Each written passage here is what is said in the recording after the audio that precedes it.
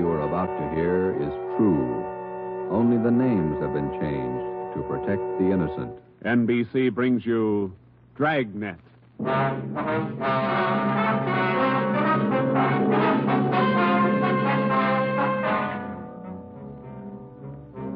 You're a detective sergeant. You're assigned to robbery detail. A ruthless fiend roams the streets of your city masquerading as a police officer. For months, helpless citizens have been robbed, beaten senseless, and kidnapped. The criminal is a twisted genius, vicious, cunning. Your job is to get him. Dragnet, the documented drama of an actual crime, investigated and solved by the men who unrelentingly stand watch on the security of your home, your family, and your life. For the next 30 minutes, in cooperation with the Los Angeles Police Department, you will travel step by step on the side of the law through an actual case from official police files, from beginning to end, from crime to punishment. Dragnet is the story of your police force in action. It was Wednesday, June 4th. It was warm in Los Angeles. We were working the night watch out of robbery detail. My partner's Ben Romero. The boss is Ed Backstrand, chief of detectives. My name's Friday. I was on my way back from communications, and it was 11:13 p.m. when I got to room 27A. Robbery detail. Oh, hi, Joe. Hi, Ben. Did you get that message to call home? Yeah, bad news. What's the matter? That doggone kid of mine, chicken pox. Oh, again? Last year it was the mumps. Year before that, the measles. Every time I get set for a vacation, he decides to catch something. Oh, forget it, Ben. Think what a comfort he's going to be in your old age. Go ahead, laugh. You'll find out. Yeah. How are you, Friday? Romero? Fine. What can we do for you? You don't look like you remember me. Oh, no, wait a minute. Name's Savage, isn't it? George? Johnny, Sergeant. Johnny Savage. You remember now? Oh, sure. Those liquor store robberies out in the Wilshire district. About 6-7 years ago, wasn't it? 10 years, Romero. You ought to remember that. You were at the trial. We testify in court every week. 10 years is a long time. It's longer in the state pen. It's a lot longer. Yeah, you cried a little at that trial, didn't you, Savage? You said we beat that confession out of you. Yeah, that's why I figured I'd drop in for a little visit. Kind of apologize to you fellas. You gave me a square deal. I guess I kind of lost my head. I figured I'd apologize. Oh, that's all right, Savage. When'd you get out? A couple of weeks ago. I did it the hard way. Served 10 flat. I don't know my day. You find a job yet? Yeah, Friday. I'm working nights. What kind of a job? Laborer in a warehouse, south end of town. Good. You decided to level? 10 years in prison's a long time. You learn a lot of things. Nights are long, you think a lot. You get things straightened out. I hope you mean that. Sure, I mean it, Friday. I've got everything straightened out. I know who my friends are, and I know who to watch out for. You sound like maybe you're on the right track. I got it figured, Romero. Unlike you two fellas, you caught me red-handed, and you sent me up for 10 years. Well, you did all right, Savage. 5 armed robberies. You got off pretty easy. You got a break, Savage. Make the best of it. Sure, I'm not kicking. 10 years, a real break. That's right. Well, just dropped in for a little visit. Maybe I'll see you fellas sometime. All right, Savage? Keep your nose clean? Sure. No hard feelings. No. You just took 10 years of my life, that's all. There's no such thing as a man going through prison without changing. And Ben and I have seen him switch in both directions. Some men learn their lesson after they land behind bars, and when they're released, they turn into good citizens. Johnny Savage was sour. We made a mental note to check him out later on, and then we went down to the record bureau and pulled his coming out mug. That's about all that we had time for, because about an hour later, we started to get busy. Hot shot, Joe. Grab it. On the corner of Selma and Naples, the drugstore, 211 and probable attack. On the corner of Selma and Naples, 211 and... What you got, Joe? Selma and Naples, 211 and attack. Come on.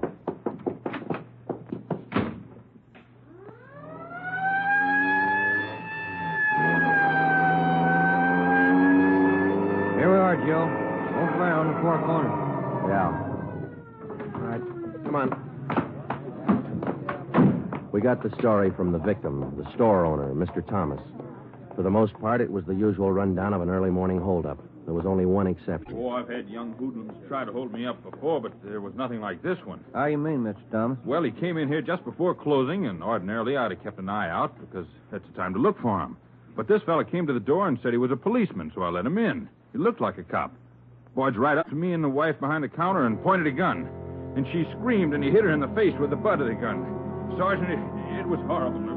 That's the way it started, and that's the way it kept going. Because most of the victims and most people don't realize that as a citizen, they have the right to check on police officers' identification when in doubt. After we got the story from Mr. Thomas and checked the store in the neighborhood, Ben and I headed back for the office. Attention, all units. At the end of North Baxter Road near Hillcrest, victim of 211 and slugging. Car 7172, take the call. Code 3. Attention, all That's units. 4 blocks away from the last one. Let's roll on it, huh, Ben? Right, I'll hit the siren. You get the light. By the time Ben and I got up to the end of North Baxter, the men from car 71 were already there. The victim was telling his story. His face looked like it had been through a meat grinder. I was just shifting the car into second to make the hill when I hear this siren behind me, and I see this red light flashing in the side view mirror. Well, naturally, I pulled over to the curb, and I was just reaching for my driver's license when the cop runs up, yanks me out of the car, and starts clubbing me in the face with the butt of his gun. Did you get a look at him? Think you can describe him? No, I'm afraid not. He swung me around and kept me staring into that red light on his car all the time he was beating me. After a while, everything just went black. When I woke up, my wallet was gone, all my money's... 45 minutes later, Ben and I were interviewing the third victim, a young housewife out in the Wilshire district. Same trademark. I tried to tell him such. I tried to tell him I didn't have any money, but he wouldn't listen. He kept holding me by the throat, beating me with his fist like he enjoyed it. Beating me. Yeah, all right, Mrs. Jameson. Could you tell us how he got in the house? He came in the front door and rang the bell. I opened the door, but I left the burglar chain on. He said he was a policeman. So when he demanded I open the door all the way, I did. Then he grabbed me. And you can't describe the man for us, Mrs. Jameson? He was tall, and he had dark hair and big hands. That's all. It was like a nightmare. A horrible nightmare.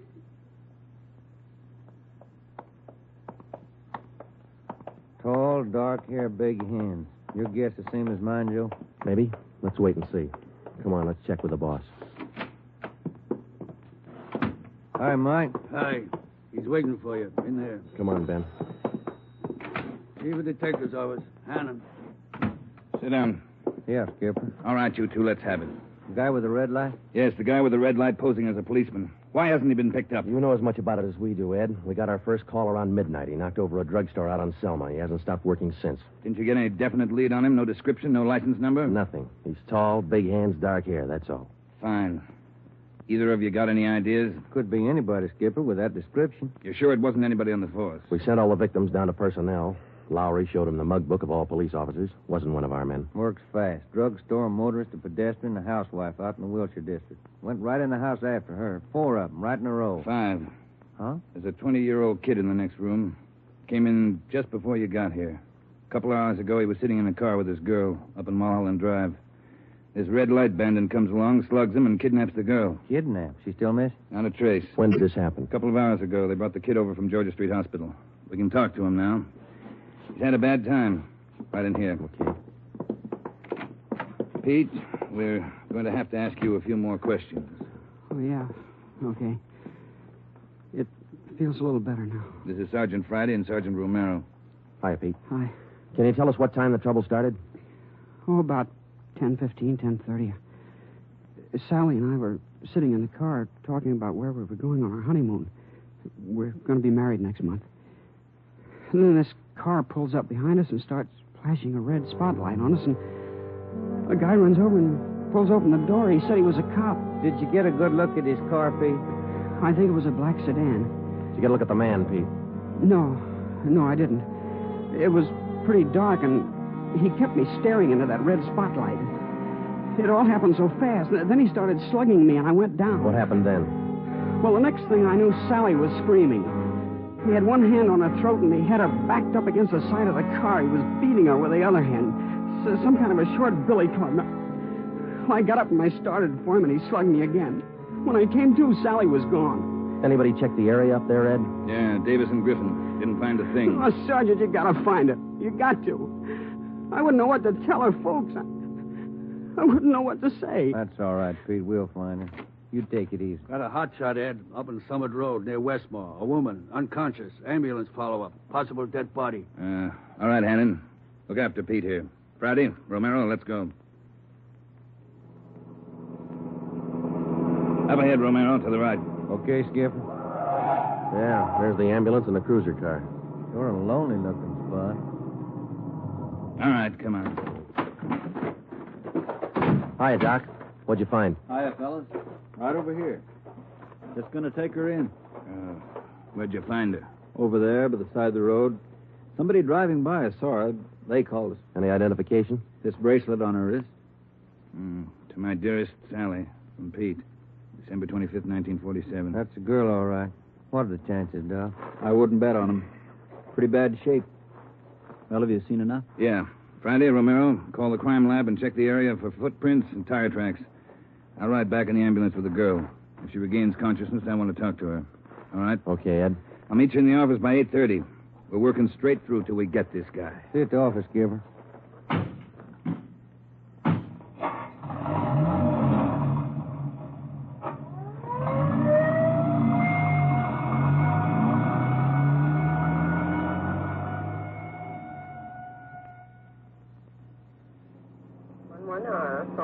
What time you got, Ben? 7 minutes to 4. Long night. Hey, that car up there ahead. Let's take a look at it, huh? Black sedan. Hey, look, he's flashing a red spot on that convertible. Come on.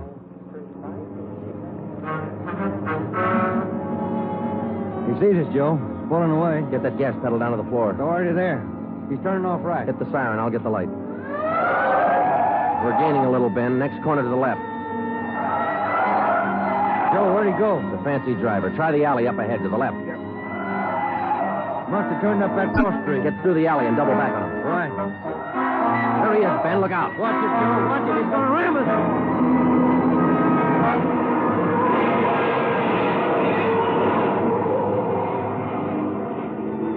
We got hit just in front of the rear bumper. Our car was forced into the curbing and it turned over. He was real lucky. He kept right on going. But this time, Ben and I were sharing the luck.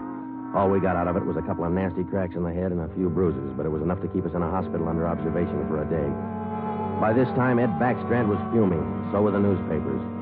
During the day we spent in the hospital, the Red Light Bandit went on a real blitz. He pulled 6 more jobs, 1 liquor store, 2 residential holdups, and 3 car robberies. 5 of the 6 victims were slugged and beaten. Davis and Griffin had taken over for Ben and me, and by the time we got back on the job, they'd built up a lead for us. We've been working with Wilkerson up in auto theft, Joe.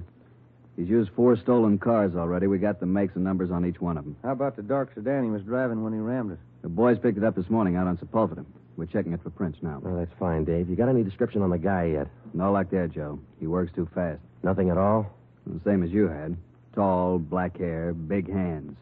Loves to use them. Friday, Romero, got a minute? Okay, Skipper. Check you later, Hyundai. Sure thing, boys. Sit down. How do you feel? Pretty fair, Ed. Little stiff here and there. All right, did Davis fill you in? Up to date. Okay, I just called the doctor who's handling Sally Wilder, Pete's girlfriend. You remember? Oh, yeah. She's been in pretty bad shape since we found her up there on Summit Road. This morning she took a turn for the better. She's conscious, and her doctor thinks she might be able to talk to us a little bit. Good. When? About an hour. I cleared it with the doctor and with her family. You'll only be able to stay a couple of minutes, so make the most of them. That's all. All right, Ed. We'll check with you later. Say, Joe, Ben, here's some mail came for you fellas while you were gone. Oh, thank you, Mike. We're going over to the county hospital. We ought to be back in a couple hours. Okay. Say, there's been a couple of phone calls, too. Yeah, anything important? I don't think so. The guy just called to say hello. Said his name was Johnny Savage. He just called to say hello. I presume you men are aware of the girl's critical condition. Yeah, that's right, Dr. Froman. We saw her before she was taken here at the hospital. Yes.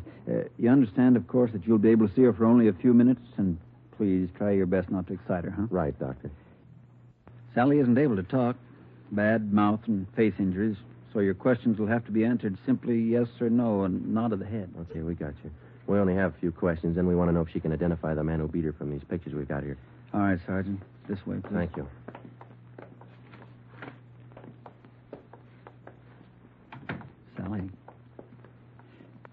Sally, these gentlemen are from the police department. They'd like to ask you a few questions. Now, there's no need to be nervous or afraid. Just simply nod your head yes or no. Now, that's fine. All right, Sergeant. Sally, did you see the man who attacked you? Yes. She says yes. Did you get a good look at his face? You did. All right, Sally, now you can answer these three together. Just yes or no. Was he tall? Did he have dark hair? Did he have large hands? He did. Ben. Oh, yeah, Jim. Hand me the folder. Oh, yeah. Here you are. Thanks. Now, there's just one more thing, Sally. I'm going to show you some pictures now. Take all the time you want before you make up your mind about each one. If you recognize any one of these men as the person who attacked you, just nod your head, all right? All right, that's fine. Good. Here's the first one. No? All right, here's the next one. No. How about this one? No? All right, here's another. You recognize him? This was the man? Are you sure, Sally? Thank you. That's all. Let's go. Did you find what you wanted, Sergeant? Yes, Doctor, we did. Here, it's this one. Nice-looking chap. Who is he, Sergeant? His name's Savage, Dr. Froman. Johnny Savage. When we got back to the office, we checked in with Ed Backstrand. In 5 minutes, an all-points bulletin and a full description of the suspect was broadcast to every radio car, every motorcycle officer, to every sheriff and law enforcement agency in Los Angeles and Southern California. By nightfall, the manhunt was on. More than a dozen extra patrol units were called in for duty that night, and when they pulled out of the police garage, the name, the picture, and the full description of Johnny Savage was in the possession of every officer. The same for the patrolmen. Whether they walked the beat downtown or out in the residential areas, the picture of Johnny Savage went with them. Everything was done that could be done. On the second night of the manhunt, far out on the edge of town, Johnny Savage, the red light bandit, got his 12th victim, a 63-year-old storekeeper.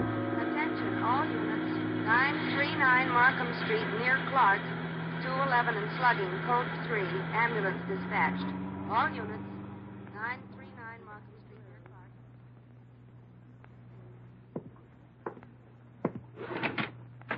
Here it is, Skipper. Tying. What'd you get? Wilkerson lifted the prints off that black sedan that rammed Joe and me. Yeah? They belonged to Johnny Savage. Yeah, good. That storekeeper last night. It is Savage, all right. The victim identified him from his mug. All right. We got enough of this Savage guy to put him on ice for life. All we have to do now is to get him. Well, look, the way we figure it, Ed, this red light bandit is using stolen cars with cold plates, so there's no way of tracking down the cars at regular commercial garages. He's got to be renting private garages someplace around town. All right, let's get the neighborhood patrolman on the job. Advertise it. All over town. It's a city ordinance, isn't it? People who rent private garages are bound by law to register the car and license number with the police. Start a campaign if you want, but find those cars. Right. Wait a minute. Hello, Backstrand. Yeah? When? I see. Yeah, thanks. What is it, Ed? It was the hospital. About the girl, Sally. Sally Wilder? What about her? She died 5 minutes ago. That night, everybody went back on the job as usual. The cruiser cars, the patrolmen, the motorcycle officers, and about a dozen decoy cars. Armed policewomen riding alone in cars or parked in lonely spots with a police officer escort. Our car, 80K, was still in the garage for repairs, so they assigned us another one. And we started to make the rounds. Everything was usual. Except one thing. We weren't tracking down just a thief anymore or a sadist who liked to put people's faces in. We were out to get a murderer. It was a perfect night for the suspect. Dark, no moon. I gave Ben 2-to-1 odds, and I put up $5 that we'd get Savage that night. I lost the $5. We cruised until 7 the next morning, but there wasn't even a nibble. We had breakfast at the Federal Cafe, a little restaurant down the street from the city hall, and it was about 8:15 when we got back to the office. We were pretty tired. Robber detail, Romero. I would like to speak to Sergeant Friday. Just a minute. For you, Joe. Okay, thanks. Friday talking. Sergeant Friday, I want to talk to you. Well, I'm listening. Go ahead. I want to talk to you in person as soon as possible. Can't you tell me over the phone? What is it? I cannot tell you over the phone. It is very important. Can you come now? Well, now, look, mister, I'm awful sorry, but we're very busy down 554 Ramona Avenue. Can you come now? Well, what's this all about? Who is this speaking? My name is Carl Savage. My son's name is John.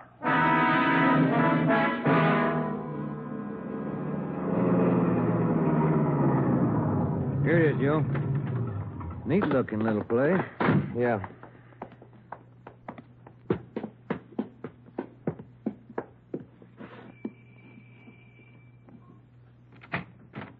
Yeah? I'm Sergeant Friday. You Mr. Savage? Yeah, come in. Okay. This is my partner, Sergeant Romero. How do you do? I will be brief, gentlemen. I am the father of John Savage. I wish for you to catch him. I will help you. I noticed the name on the mailbox outside, Mr. Savage. You changed your name lately? I changed my name 10 years ago when John first got into trouble. My own name I had to change. The shame. Always from him, my son. Shame. Mr. Savage, has your son been home since he got out of prison? Yeah, many times to ask for money. I would not give him any, so he struck me. Last night I read in the newspaper the little girl he beat up. She is dead. Then I make up my mind. Do you know where your son is now, Mr. Savage? Not now, no. But our garage has a car in there. It is not his, I know. Also in the garage, I find many license plates. I find spotlights with red glass lens. But you don't have any idea where we could find him. No, but he will come back. He always comes back for money. We're going to station an officer here in the house, Mr. Savage. Anything you want, if it will catch him. He's bad, Sergeant. Like something poison. All through, he's bad. See a sewing basket over him, Mr. Savage. The wife live here with you? 10 days ago, before this starts, I bury Gertrude, my wife, his mother. Sergeant, for 10 years she's sick, but for 10 years she stays alive to see him from prison. 10 days ago, she died. He did not even come to the funeral. Did your son have any idea that you might call us? No, I don't think so. But when you catch him, give me a gun. With my own 2 hands, I will kill him. Johnny Savage. Before we left, we called Ed Backstrand and we brought him up to date. He sent 3 detectives out to relieve us, Davis, Griffin, and Marsh. We told them to keep an eye on the house and the stolen car in the garage. That night after dinner, Ed Backstrand, Ben, and I went out and relieved them. We parked the cruiser car in the garage next door, and then we took up our posts. Carl Savage had a light supper, and then he went to bed about 9. The 3 of us sat at the front windows in the darkened house, and we waited. Ben kept his eye on the garage. Outside, across the city, the manhunt continued as usual. 3 hours went by. The waiting got monotonous. Friday, Romero, look alive, will you? Oh, yes, Skipper. I'm sorry. That clock's enough to put anybody to sleep. What time you got? 12:23 a.m. Thanks. The clock kept ticking. We were tired. We took turns keeping each other awake. At 10 minutes past 2, I looked at my watch, and then I settled back and tried to find some kind of a comfortable position. They started so faintly, it was just like the ticking of the clock. Same rhythm. And then they came closer, and the sounds got out of rhythm. Backstrand's head came up with a snap. Friday, Romero, you hear that? Yeah, Ed. Get up to the window once the curtains. You see anything? Yeah, somebody's coming. Savage? Can't tell. Wait a minute, he's slowing down. He's going up the driveway to the garage. He's going inside. That's him. Come on. Watch it, he spotted us. He went over that fence into the yard. There he is, Friday. You hit him, Joe? Maybe. He's going for the street. He's headed for that car, Ed, that sedan up on the corner there. Yeah, Romero, go back and get the car. Right, Skipper.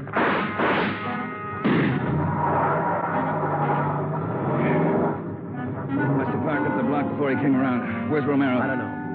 Oh, here he comes now. All right, let's go. Get that radio on, Joe. It's already on, Ed. All right, give him a call. Any sign yet? No, nothing so far. Next corner to the right, Ben. Unit 80K to Control 4. 80K to Control 4. Control 4 to Unit 80K. Go ahead. Clear and keep frequency 4 open. This is an emergency. 80K, roger. Frequency 4, open and clear. Attention, all units on frequency 4. Stand by. 80K, go ahead.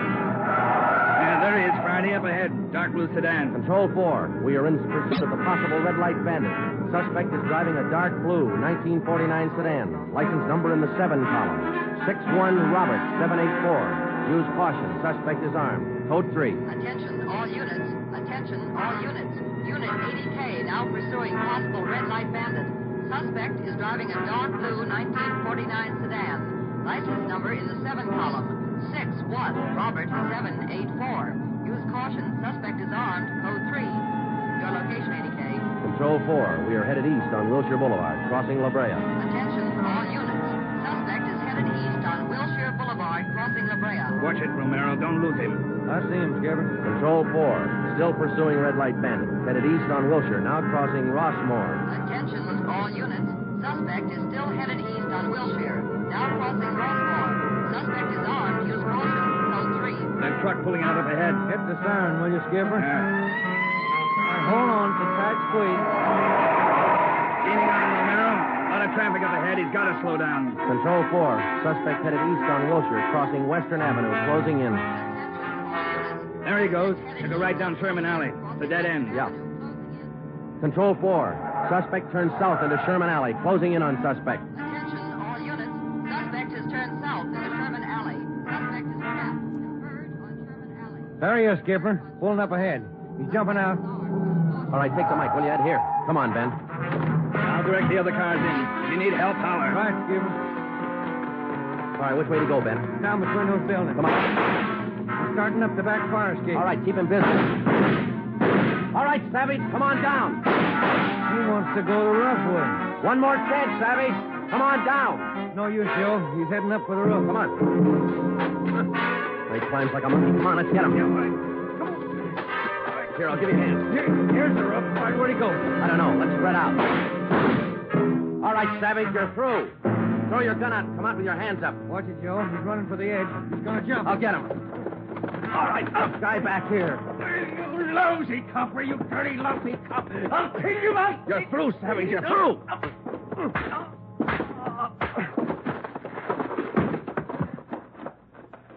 Good, Joe. Throw the cuffs on, will you? Yeah, you just betcha.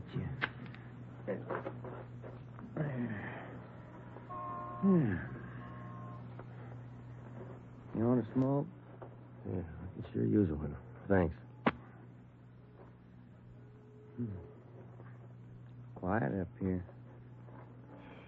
Yeah. I was just thinking. Well?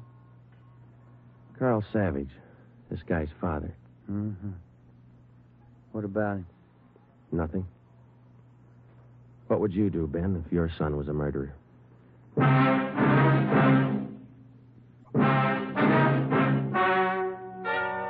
The story you have just heard is true. Only the names were changed to protect the innocent. John Savage was tried and convicted of murder in the first degree. He was executed in the lethal gas chamber at the state penitentiary.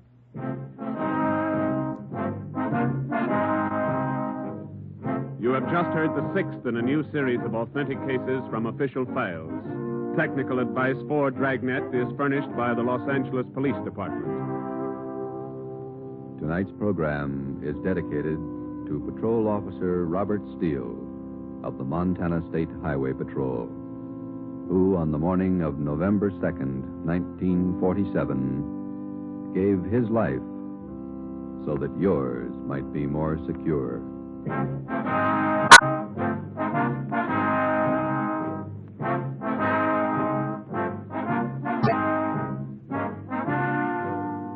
Dragnet came to you from Los Angeles.